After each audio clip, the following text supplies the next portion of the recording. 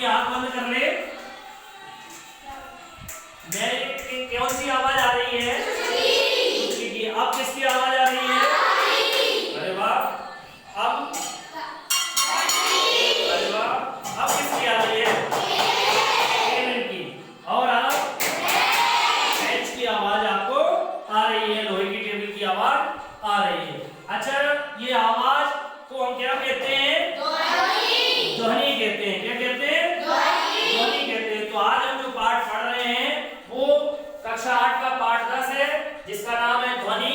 और इस पाठ को पढ़ने से हम जो लर्निंग आउटकम प्राप्त करेंगे वो है एस विज्ञान का, साइंस का 805 कक्षा 8 का है, ध्वनि का उत्पन्न होना तथा ध्वनि का संचरण। इसके विषय में हम जानने वाले हैं। तो ठीक है बच्चों, देखो मैं क्या बजा रहा हूँ। इसकी आवाज आ रही है आपको? क्या हो रहा है? क्या हो रहा है? देखो सलोनी, कंपन हो रहा है। अच्छा, तो भी सुनाई दे रहा है? अरे वाह, कंपन हो रहा है। ठीक है, और देखते हैं इसकी। देखो इसमें क्या दिखाई दे रहा है आपको? तरंगे दिखाई दे रही है। जैसे ही मैं इस थाली में पानी भरा हुआ है और इसको जैसे ही हम फूंकते हैं तो इसमें ये तरंगे आपको उड़ती दिख रही हैं। तो ध्वनि क्यों उत्पन्न होती है हमें पता चल रहा है? कंपन के कारण, ध्वनि तरंगों के उत्पन्न होने के कारण ध्वनि उत्पन्न होती है। ठीक है, एक बार ये मैंने पेंसिल से बनाया हुआ है वाद्य यंत्र, और देखते हैं इस वाद्य यंत्र से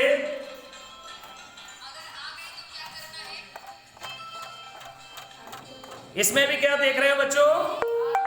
क्या हो रहा है? नहीं, क्या हो रहा है आदित्य? कंपन हो रहा है। तो हमें पता चला ध्वनि जो उत्पन्न होती है वो कंपन के कारण होती है।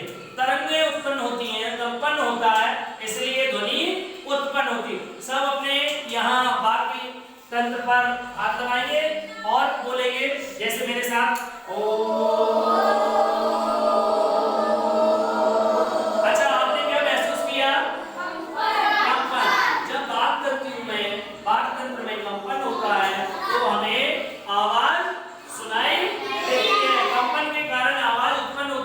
कंपन जो है हमारा कर्णपटल है, आंतरिक कर्णपटल महसूस करता है और मस्तिष्क तक संदेश भेजता है। तब हमें पता चलता है कि हम किसी आवाज को सुन पा रहे हैं। ठीक है, और देखें हम ये घंटी, हर उसकी आवाज अलग अलग होती है। ठीक है, अब आवाज या ध्वनि को एक स्थान से दूसरे स्थान तक जाने के लिए किसकी आवश्यकता होगी? वायु, ठोस, जैसे हम एक स्थान से दूसरे स्थान तक जाने के लिए क्या किसका उपयोग करते हैं? नहीं, हम जाने के लिए किसका उपयोग करते हैं? आजकल किसका करते हैं?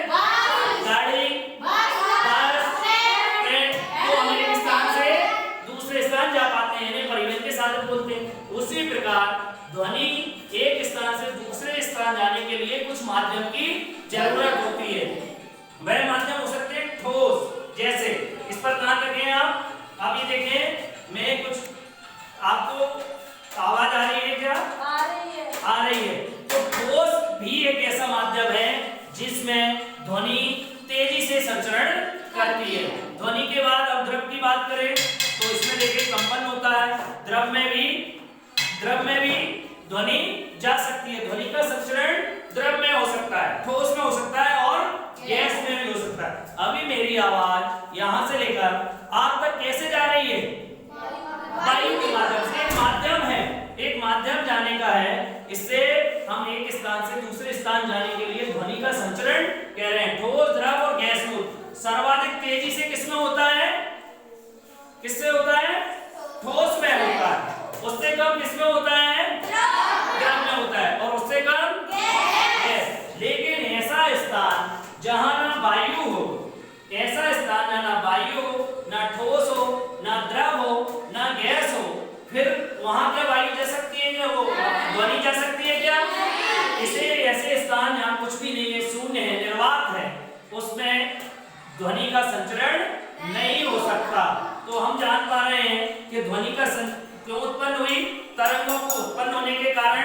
और देख रहे हैं इसमें मोबाइल है, एक भजन चल रहा है, आपको सुनाई दे रहा है, और इसमें भी इसको डब्बे को पकड़ के देखें, आप देखें क्या हो रहा है, कंपन हो रहा है। सब महसूस कर रहे हैं क्या हो रहा है, कंपन हो रहा है, इसलिए ये ध्वनि उत्पन्न हो रही है। तो कंपन के कारण आवृत्ति होती है, और 20 कंपन 20 हर्ट्ज से लेकर 20,000 के कंपन जो हर्ट्ज है, इसको हर्ट्ज में मापा जाता है, उस ध्वनि को हम सुन पाते हैं। 20 से कम कंपन वाली नहीं सुन पाएंगे, और 20,000 से हर्ट्ज से अधिक कंपन वाले को भी हम नहीं सुन पाएंगे।